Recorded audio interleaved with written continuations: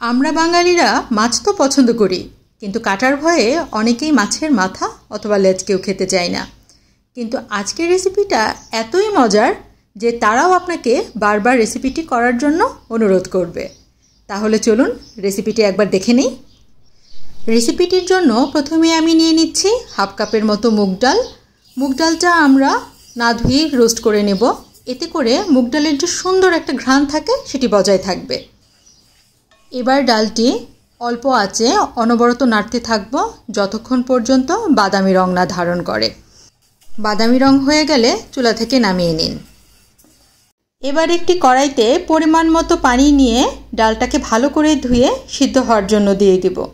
আর দিয়ে দিচ্ছি 1 কাপের মতো কুচনো আলু, আর সাথে দিয়ে দিচ্ছি পরিমাণ মতো লবণ, আর সুন্দর একটি ঘ্রাণের জন্য 2টোর মতো তেজপাতা। তারপর ঢাকা দিয়ে দিচ্ছি সিদ্ধ হওয়ার জন্য। এরই মাঝে আমরা আমাদের ম্যারিনেশনের কাজটা করে নেব। এর জন্য আমি নিয়ে নিয়েছি রুই মাছের মাথা, লেজ আর নর্মাল কিছু মাছের টুকরো। এবার মাছের টুকরোগুলোকে সামান্য একটু লবণ আর হলুদ গুঁড়ো দিয়ে ভালো করে মেখে 10 থেকে 15 মিনিটের জন্য ম্যারিনেট করে রাখব। এবার মাছের টুকরোগুলো ভালো করে ভাজার জন্য একটি কড়াইতে দিয়ে দিচ্ছি পরিমাণ মতো তেল।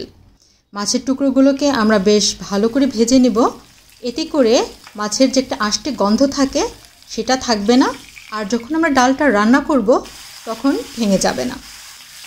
এই মাছ ভাজার তেলেই কিন্তু আমরা আমাদের পরবর্তী রান্নাটুকু করব। কিন্তু যদি মনে হয় তেল একটু বেশি, তাহলে আমার মতো আপনি একটু কমিয়ে নিতে পারেন। এবার ফোড়নে দিয়ে দিচ্ছি গোটা জিরা, তারপরে দিচ্ছি হাফ কাপের মতো পেঁয়াজ কুচনো, 2 টেবিল চামচের মতো আদা রসুন বাটা। তারপরে সবগুলো উপকরণ বেশ ভালো করে ভেজে নিব। ভালো করে ভাজা হয়ে গেলে এই পর্যায়ে দিয়ে দিব সামান্য একটু পানি, আর সাথে দিব মরিচ গুঁড়ো, হলুদ গুঁড়ো, জিরা গুঁড়ো। এই পর্যায়ে কিন্তু আমি লবণ ব্যবহার করব না, কারণ ডাল সিদ্ধের সময় আমি লবণ দিয়েছি। তারপরে মশলাটাকে একটু কষিয়ে আমি মাছের টুকরোগুলো দিয়ে দিব।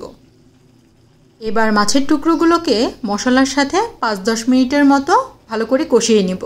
আর এরই মাঝে চলুন দেখে আসি আমি যে ডাল সিদ্ধ বসিয়েছিলাম তার কি অবস্থা। হ্যাঁ, এরই মাঝে আমার ডাল আলু সিদ্ধ হয়ে গেছে। খেয়াল রাখবেন ডালটা যেন একদম গলে না যায়। এরপর আমি তেজপাতাগুলো তুলে ফেলে দিচ্ছি। এবার একটি ডাল ঘুটনি দিয়ে আমি ডাল আর আলুটাকে আধ ভাঙা করে দিব। এবার কষানো মাছের উপর আমি ডাল দিয়ে দিচ্ছি।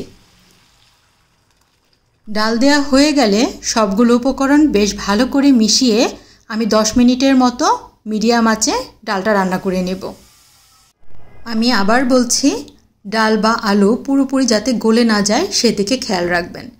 ঠিক এই পর্যায়ে রেসিপিটিকে আরও ফ্লেভারফুল করার জন্য দিয়ে দিব সামান্য একটু গরম মশলা।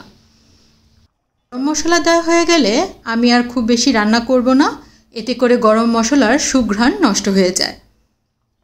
আমার রান্নাও কিন্তু শেষ। রেসিপিটি কেমন লাগলো বাসায় একদিন ট্রাই করে অবশ্যই আমাকে কমেন্ট বক্সে জানাবেন।